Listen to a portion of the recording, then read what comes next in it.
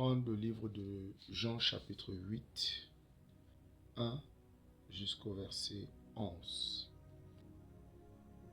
Jésus se rendit au mont des Oliviers, mais dès le matin, il se rendit de nouveau dans le temple et tout le peuple vint à lui. Il s'assit et il les enseignait. Alléluia. Alors les scribes, les pharisiens amènent une femme surprise en adultère, la placent au milieu et disent à Jésus: Maître, cette femme a été surprise en flagrant délit d'adultère. Moïse dit dans la loi, nous devons la lapider. Toi donc, que dis-tu? Il disait cela pour le mettre à l'épreuve, afin de pouvoir l'accuser. Mais Jésus se baissa et se mit à écrire avec le doigt sur la terre. Comme il persistait à le questionner, il se redressa et leur dit: que celui de vous qui est sans péché lui jette le premier la pierre. De nouveau il se baissa et se mit à écrire sur la terre. Quand ils entendirent cela, accusés par leur conscience, ils se retiraient un à un, à commencer par les plus âgés et jusqu'au dernier. Et Jésus resta seul avec la femme qui était là au milieu. Alors Jésus se redressa et lui dit: Femme, où sont tes accusateurs? Personne ne t'a condamné? Elle répondit: Personne, Seigneur. Et Jésus lui dit: Moi non plus, je ne te condamne pas. Va et désormais ne pêche plus. Alléluia. Nous comprenons quelque chose de fondamental et de très important ici. C'est qu'il peut arriver dans la vie des personnes qu'elles ont eu à vivre ou à faire des choses qui, à cause de certaines circonstances, demain les gens se moqueront d'eux, les gens les attaqueront, les gens les condamneront, les gens les accuseront. Mais il y a une chose que nous devons comprendre ici. C'est que cette femme a été prise en flagrant délit d'adultère. Peut-être c'est ton cas, tu as été pris en flagrant délit de quelque chose. Peut-être il y a avec toi présentement les preuves de ce que tu as pu faire dans le passé. D'autres personnes vont te dire tu ne devais pas le faire. D'autres personnes vont te condamner. Alléluia. Mais il est important de comprendre. Il est important de comprendre que Jésus n'est pas venu pour te condamner, mais Jésus est venu pour te sauver. Je parle à quelqu'un pour que cette personne comprenne ceci. Tu as une maison que tu as construite avec l'exploitation sexuelle. Et les personnes te disent: tu es une prostituée, tu es une fille de rue. Des personnes même qui parfois n'ont pas eu de la gêne à manger ce que tu as rapporté. Tu es quelqu'un, un homme, ayant eu une vie avant celle de présentement, où tu as eu affaire à plusieurs personnes, tu as des cicatrices sur toi, et à cause de tes cicatrices, les gens te condamnent et te traitent de bandit. Quand même la loi du pays t'a affranchi. Mais les gens ne t'ont pas affranchi dans leur cœur, parce que les gens ont un cœur qui est méchant. La Bible dit dans Jérémie 17, le verset 9, le cœur de l'homme est méchant et tortueux par-dessus tout. Qui peut le connaître? Tu es un homme ou tu es une femme? Dans le passé, tu as tenté de t'investir sérieusement dans des relations et ça n'a pas pu aboutir à quelque chose de sérieux.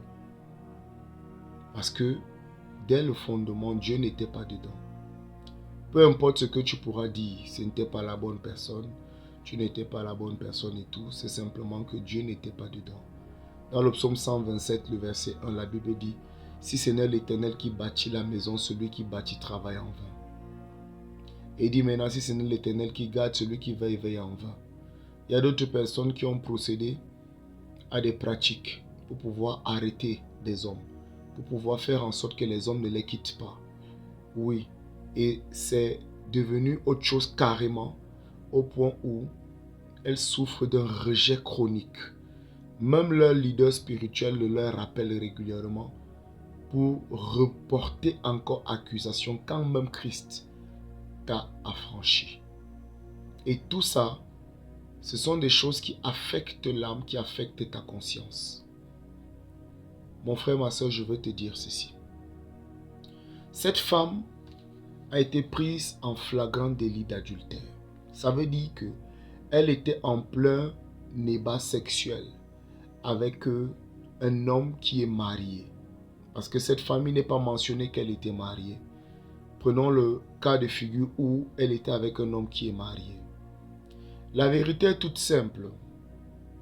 C'est que pendant qu'on accusait cette femme, pendant qu'ils sont en train de mettre le doigt d'accusation sur elle, de vouloir la lapider, 2 personnes ont été surprises.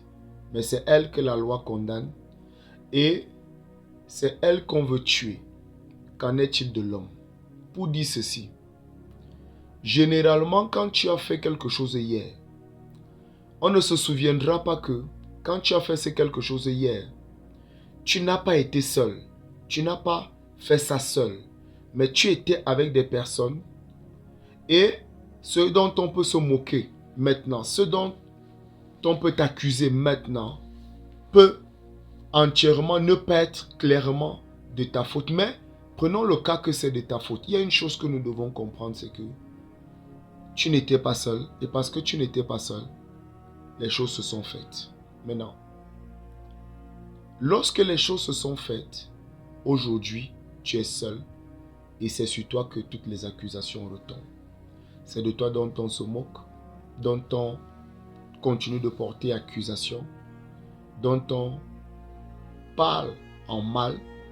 Mais la Bible me dit, heureux serez-vous lorsqu'on parlera en mal, on dira en mal des choses sur vous. On parlera même faussement sur vous. La Bible dit, réjouissez-vous dans Matthieu chapitre 5.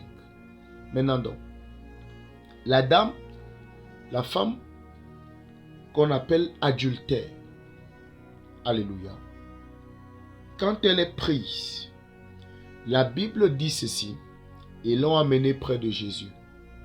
Pour dire que toi qui as l'habitude de vouloir résoudre les cas, même les cas les plus difficiles, voici un cas. Une femme a été prise en flagrant délit d'adultère. Ok. Moïse dit dans sa loi que nous devons pouvoir la lapider. Maintenant, il dit toi, qui dis être fils de Dieu, qu'est-ce que tu dis qu'on doit faire à cette femme?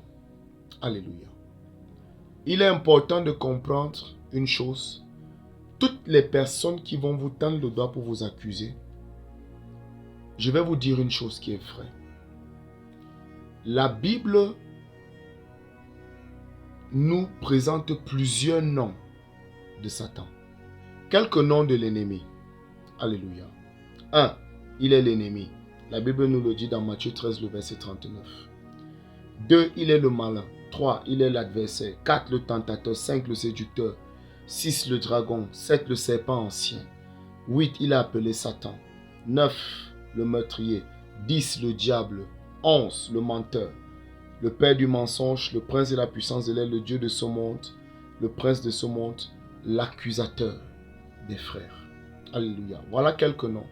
Donc, toutes les fois où vous allez ressentir, par exemple, l'adversité forte, malgré que vous soyez dans la justice, sachez que c'est lui qui est derrière. Chaque fois que vous allez ressentir qu'on vous calomnie, on vous accuse de ci ou de ça, c'est lui qui est derrière. Parce que Dieu ne condamne pas, Dieu n'accuse pas. Alléluia. Oui, ça c'est fondamental à comprendre. Donc, des personnes donc, qui portent la marque de la flétrissure dans leur âme, ont généralement l'art de venir condamner ceux-là qui selon eux, ont commis quelque chose de grave. Mais la Bible me dit une chose. Pendant que tu veux enlever la paille dans l'œil de l'autre, il y a un poteau, la poutre, dans ton œil. Beaucoup de gens ne voient pas la poutre qu'ils ont, mais ils sont champions pour essayer de dire tel autre a une brindille, une petite paille, une petite faille, son visage est ci, son visage est ça. Les gens regardent les autres avec la méchanceté de leur cœur. Si le cœur a des pensées, le cœur a également des yeux. Alléluia. Donc les gens regardent avec la méchanceté de leur cœur. Et quand les gens regardent avec la méchanceté de leur cœur, ne vous attendez pas à quelque chose de bon. Pourquoi? Parce que la Bible dit que l'homme bon tire de bonnes choses du bon trésor de son cœur. L'homme mauvais tire de mauvaises choses du mauvais trésor de son cœur. Luc 6, le verset 45. Et ma Bible me fait également comprendre qu'un mauvais arbre ne produira jamais de bons fruits. Un bon arbre ne produira jamais de mauvais fruits. Est-ce que tu vas cueillir des figues sur les ronces? Alléluia. Donc, il y a des personnes de qui il ne faut même pas prêter attention à ce que ces personnes peuvent dire. Écoutez, ce que je dis, j'assume ce que je dis. Peu importe leur grade, leur posture, même si c'est à l'intérieur de l'église, quand les personnes viennent pour vouloir vous condamner, écoutez, celui qui te condamne quand tu es dans la justice, c'est Satan. Et il passe par les vases, il a des canaux humains. Je m'en fous que cette personne soit ton pasteur ou cette personne soit je ne sais pas qui pour toi, mais je te dis, chaque fois qu'il y a ce système tel que je l'ai énuméré tout à l'heure, les noms de l'ennemi, chaque fois que tu ressens cela, sache très bien que Satan est en train de vouloir cracher son venin sur toi.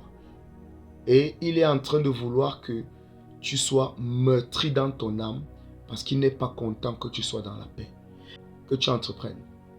Il n'est pas content que tu avances. Il n'est pas content que tu évolues. Non.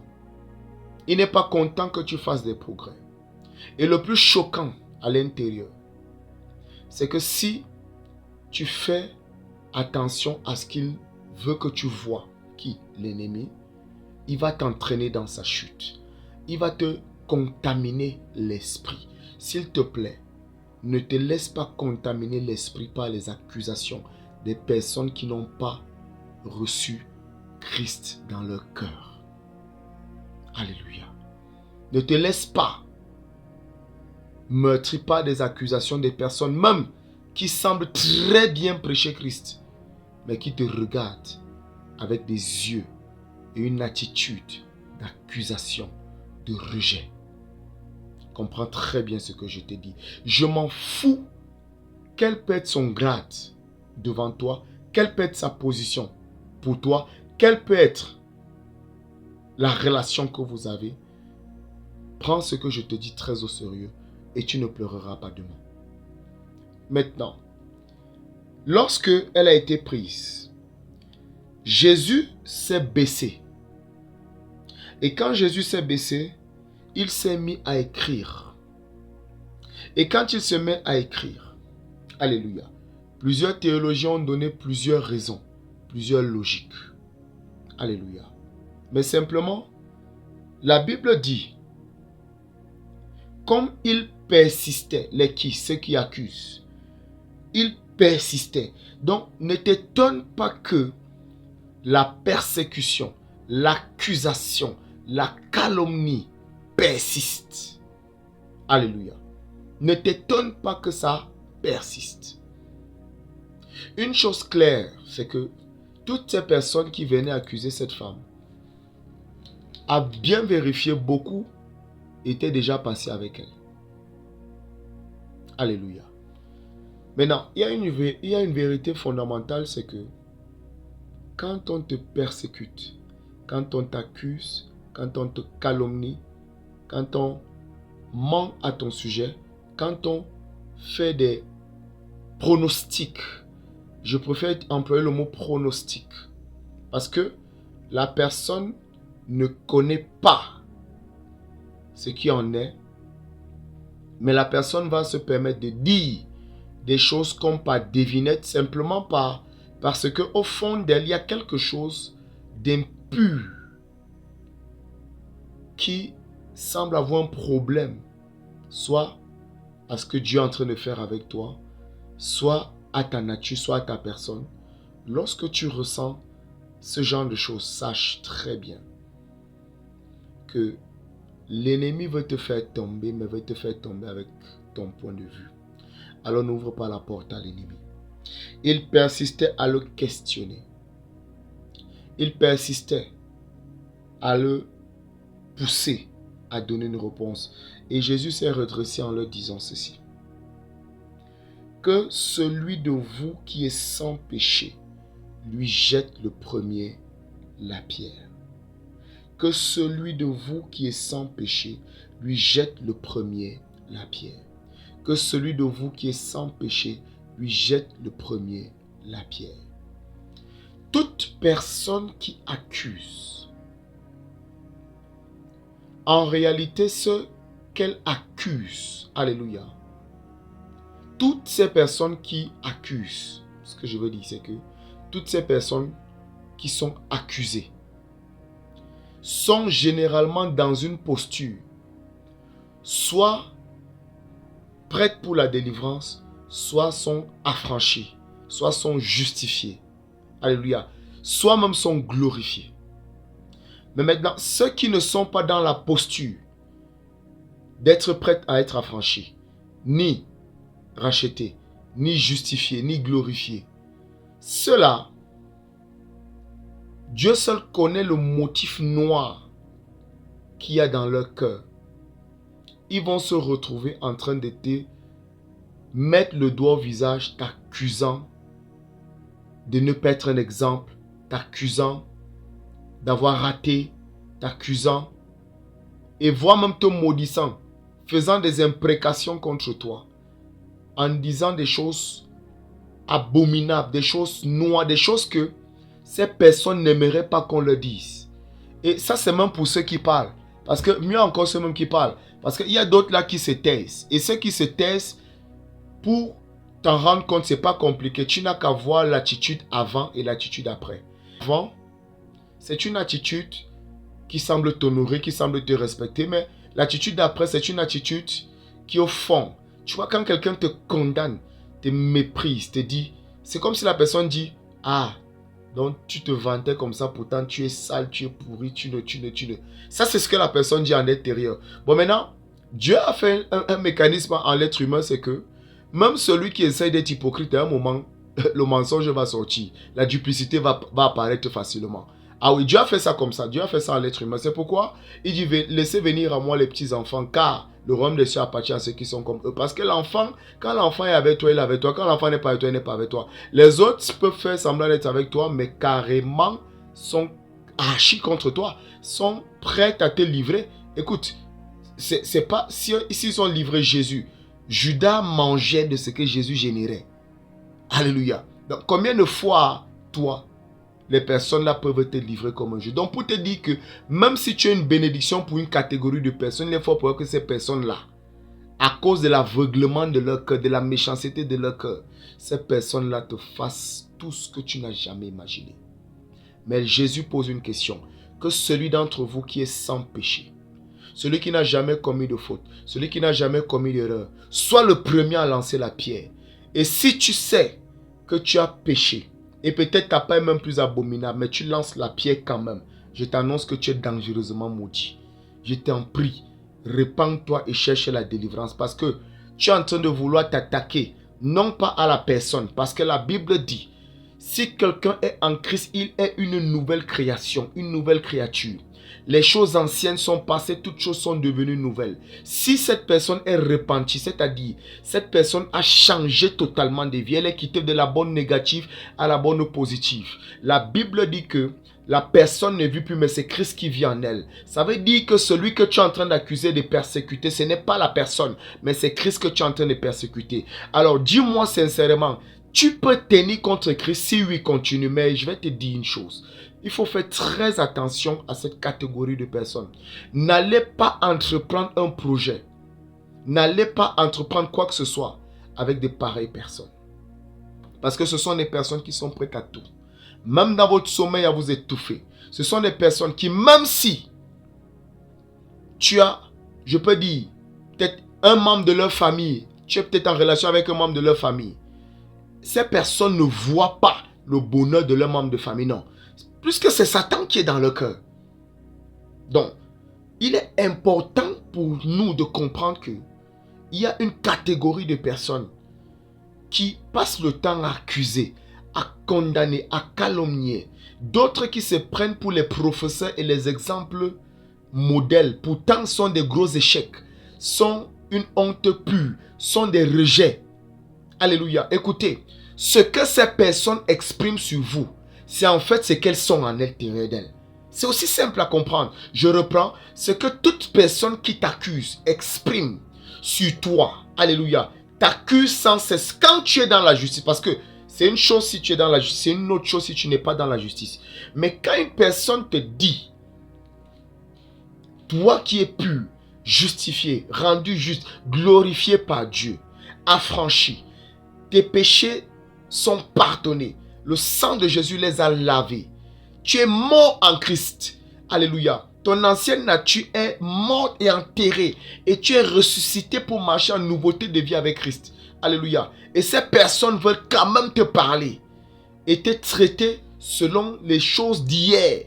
Crois-moi, ce sont des personnes qui font des cultes de mort. Ce sont des satanistes, ce sont des occultistes. Ce sont des personnes qui vont aller être des instruments. Alléluia. Des haut-parleurs de Satan. Et toi, ce que tu as fait contre cette personne, c'est de ne pas réagir contre ce qu'elles font, mais d'endurer. Parce que Paul a demandé d'endurer, de supporter. Et Jésus nous promet que nous sommes heureux. Il a dit, heureux serez-vous. Alléluia. Il dit, réjouissez-vous. Donc, je vais te dire une chose, mon frère, ma soeur. Peu importe ce que quelqu'un va faire contre toi comme accusation. Si tu es serviteur de Dieu, s'il te plaît, sers Dieu à la dimension que tu n'as jamais servi dans le passé. La Bible dit dans Ésaïe 55, alléluia, le verset 9, comme la terre est opposée au ciel, le ciel est opposé à la terre, c'est comme ça que mes pensées sont des vôtres et mes voix sont des vôtres. Écoute-moi, si tu servais Dieu à la dimension de la terre des hommes, sers Dieu à la dimension du ciel.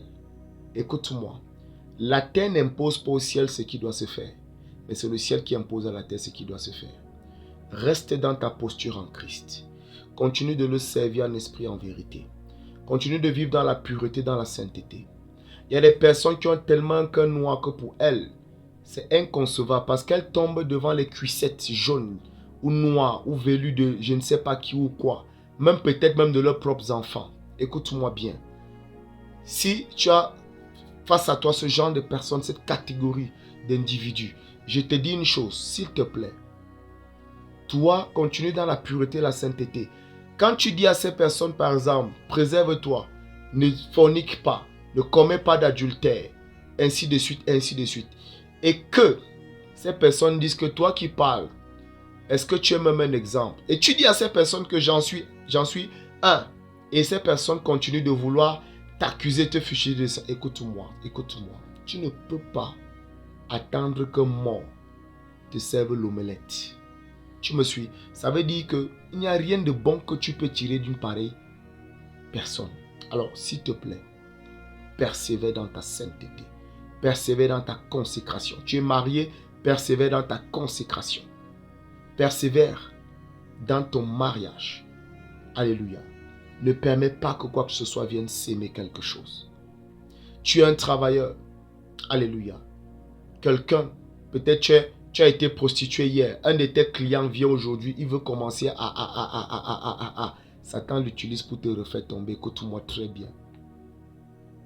Que ta lumière brille. Fais briller ta lumière. Ne t'occupe pas de ce que cette personne dira ou fera.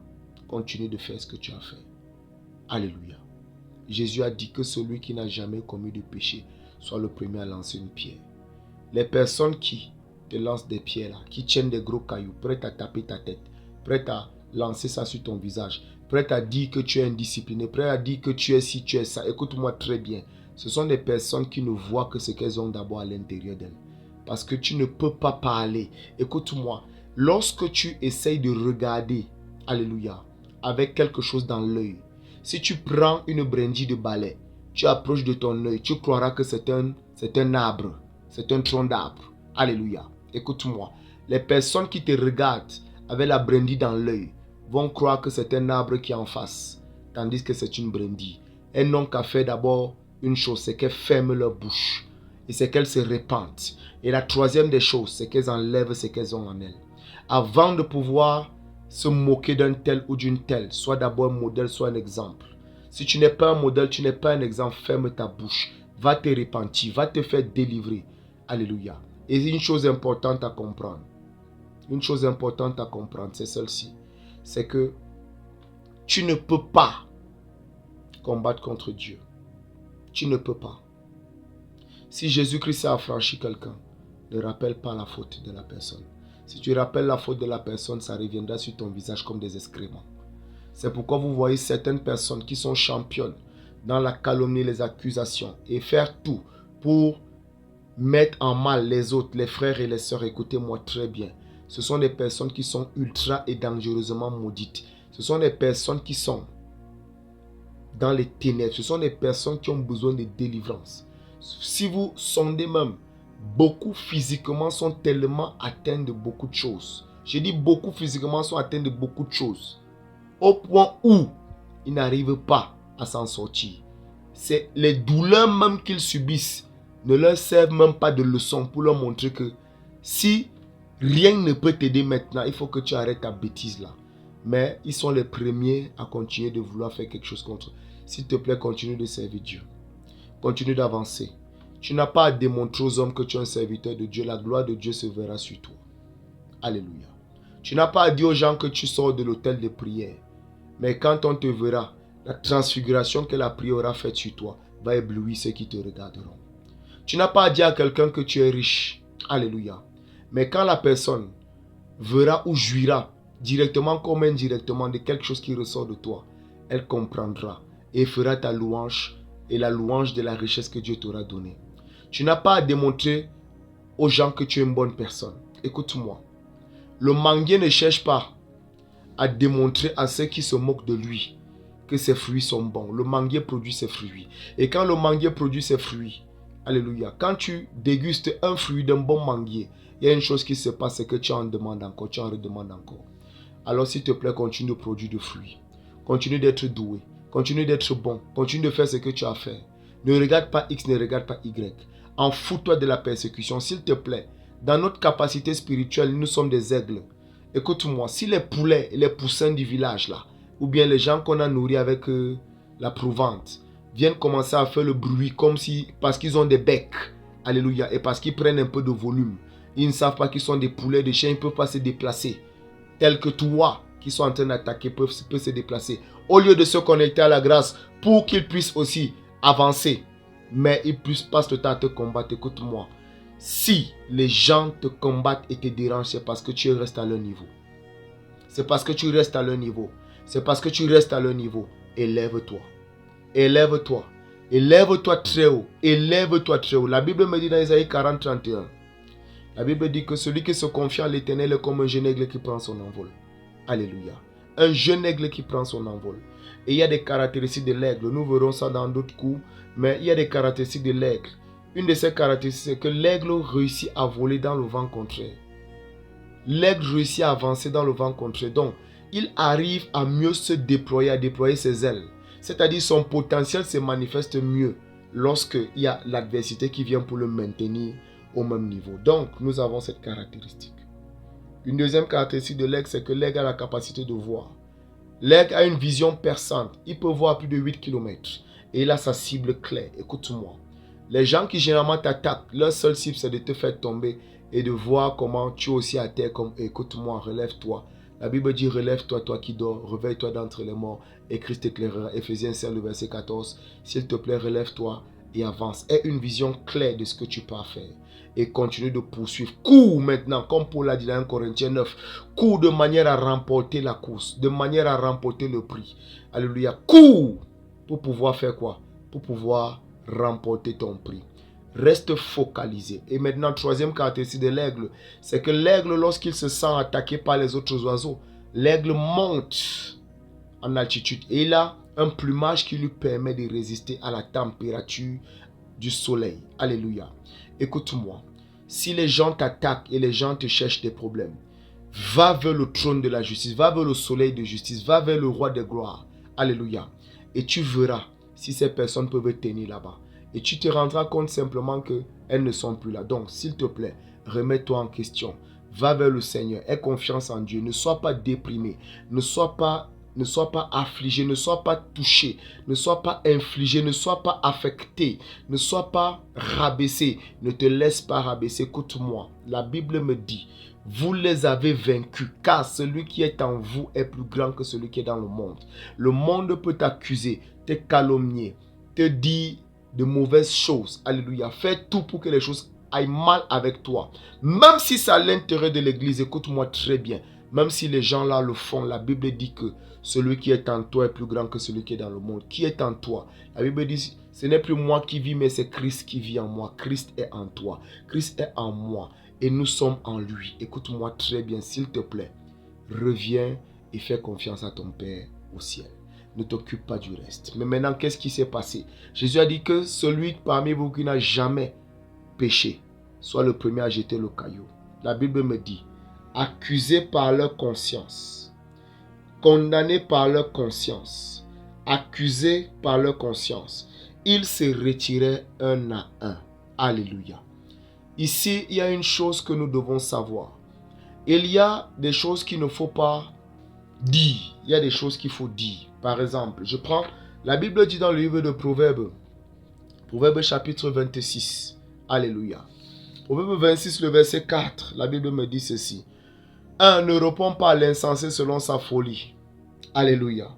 Une autre version dit selon sa stupidité, de peur que tu ne lui ressembles toi-même. Donc, il y a des personnes à qui il ne faut pas répondre. Il y a des situations dans lesquelles il ne faut pas répondre. Mais ma Bible me dit au verset qui suit, réponds à l'insensé selon sa stupidité, selon sa folie. Alléluia. De peur qu'il ne devienne sage à ses propres yeux. Il y a des gens à qui il faut répondre. Pour te dire ceci, chaque fois que quelqu'un va vouloir te doiter, s'il te plaît, ouvre tes yeux, regarde-le et dis-lui des choses dans sa vie.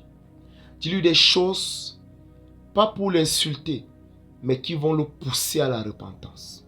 Qui vont le pousser à la repentance. Il y a des gens à qui il faut répondre. Alléluia. Mais il faut répondre dans l'amour. Il faut répondre dans l'amour. La vision de pouvoir sauver son âme. Alléluia. Parce que la personne est déjà perdue.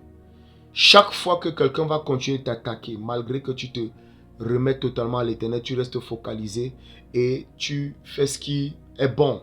Les gens continuent. À un moment, il faut leur parler. À un moment, il faut leur parler. Écoute-moi. La Bible dit dans Jérémie 23, le verset 29 que la parole est un feu et est un marteau qui brise le roc. Écoute-moi. Parfois, il faut envoyer la parole contre ces gens qui va embraser ce qu'ils peuvent vouloir faire contre toi et d'abord embraser leur propre vie afin qu'ils voient bien tout autour de qu'est-ce qu'il y a et qu'ils sachent ce qu'il y a lieu de faire. Deuxième des choses, il faut toujours leur parler, envoyer la parole. Parce que s'ils pensent qu'ils sont durs, s'ils pensent qu'ils sont méchants, écoute-moi, il faut envoyer une parole rock, une parole d'amour. Généralement, le remède de la méchanceté, c'est l'amour. Envoie une parole d'amour. Et quand tu envoies une parole d'amour, ça va briser le roc. Et la parole là est une semence incorruptible. Dieu est celui qui fera en sorte que les choses changent. Ne force pas là où on ne t'accepte pas. N'insiste pas là où on ne te veut pas. Va là où on te recherche. Écoute-moi très bien. Dieu lui-même ne va pas là où on ne veut pas de lui. Alléluia. Ne force pas. Ne prends pas ton orgueil pour de la foi. Alléluia. Ne mets pas la sagesse de côté. Fais très attention. C'est le plus sage qui vit longtemps. C'est le plus sage qui vit longtemps. J'ai fini en disant ceci. Jésus, la Bible dit, Jésus leur a dit, que celui parmi vous qui n'a jamais commis de péché soit le premier à lancer la pierre. Et tous se sont mis à partir, un à un, accusés par leur conscience, commençant par les plus âgés. Ça veut dire que ne t'étonne même pas que les personnes âgées t'accusent. Ne t'étonne pas que les vieillards te combattent. Ne t'étonne pas que les personnes qui ont soi-disant plus d'âge que toi, plus d'expérience que toi, soit ceux-là qui t'étendent le doigt et qui disent à tort et à travers, ou même les personnes qui sont avant toi même dans le corps de Christ. Ne t'étonne pas de ça. Ne t'étonne pas que ce soit des personnes qui ne doivent même pas faire ce qu'elles font, qui le fassent contre toi. Ne t'étonne pas. La Bible dit, les vieillards, en commençant par les vieillards, jusqu'au dernier. Donc, les vieillards donnent le modèle au dernier. S'il te plaît, pardonne-leur. Jésus resta seul avec la femme qui était là au milieu. Alléluia. Sache donc que dans ta situation, Jésus est avec toi. Tant que Jésus est avec toi, les pierres que les gens lancent sur toi ne peuvent pas te toucher. Maintenant, la Bible me dit, il dit, femme, où sont tes accusateurs? Lorsque ces principes seront appliqués, tous ceux qui ont l'art de t'accuser, parce qu'ils se disent que quand ils vont le faire, tu ne vas pas réagir. Plus que si tu réagis, c'est comme si tu fais un compte rendu et non, écoute-moi. Lorsque tu feras ce qu'il faut faire, ces gens disparaîtront de ta vue. Lorsque tu t'élèveras, tu ne les verras plus. Lorsque tu iras là où on te veut, tu ne les verras plus. Mais écoute-moi très bien. La Bible dit une chose. Il a donné à chacun grâce pour grâce. Si on n'accepte pas ta grâce quelque part, ailleurs on l'acceptera. Mais maintenant, la vérité est simple. C'est que c'est Dieu qui visitait cet endroit, ce lieu, ces personnes-là, parce qu'il a investi en toi. Et comme la Bible dit, ils n'ont pas reconnu leur temps de visitation. Que Dieu prenne les commandes et Dieu prenne le contrôle. Jésus dit, quand la femme a répondu personne, Jésus a dit, moi non plus je ne te condamne pas. Il dit, désormais, va et ne pêche plus. Alors je te dis, si tu as même commis une erreur hier, va et ne pêche plus. Que Dieu te garde, que Dieu te bénisse, que Dieu t'accorde de te relever. Et s'il te plaît, je prie que les esprits de rejet qui ont été libérés contre toi, qui avaient déjà affligé ton cœur, que ces esprits sortent tous au nom de Jésus. Je prie que la main de l'Éternel te garde, que la main de l'Éternel te soutienne, que la main de l'Éternel te pousse et te propulse, que la main de l'Éternel te fasse du bien. Oui, que Dieu te restaure dans le puissant nom de Jésus-Christ. Je prie, par le sang de Jésus, tout ce qu'on a fait et dit contre toi, imprécation, enchantement, conjuration, sortilège, malédiction, envoûtement, toute forme de pratique occulte libérée contre ta vie, par le pouvoir dans le nom de Jésus, je brise ça et je décrète maintenant tout ce qu'on a pu enfoncer ou libérer comme sortilège contre ta vie et qui effectuait une mission, peu importe cette flèche, elle est retirée, elle retourne au front de celui qui l'a fait. Dans le nom de Jésus-Christ, que Dieu te garde, que Dieu te fasse du bien, que Dieu te relève. Demeure béni, Jésus-Christ est Seigneur. Si tu n'as pas encore fait de Jésus ton Seigneur et ton Sauveur, fais cette prière avec moi. Dis, Seigneur Jésus, je t'accepte comme Seigneur et Sauveur. Merci d'être mort à la croix pour mes péchés. Merci d'être ressuscité pour que j'aie la vie et que je l'ai dans l'abondance. Je crois et je confesse que tu es mon Seigneur et mon Sauveur. Je te dis merci de m'avoir pardonné tous mes péchés. Merci Seigneur Jésus. Amen. Que Dieu te fasse du bien, qu'il te bénisse. Nous restons en contact. N'hésite pas à nous contacter, à commenter et à partager ça à un frère, à une sœur qui passe par des moments de persécution, de pression, d'accusation et de calomnie, même dans la fausseté, surtout dans la fausseté. Que Dieu vous bénisse. Merci beaucoup.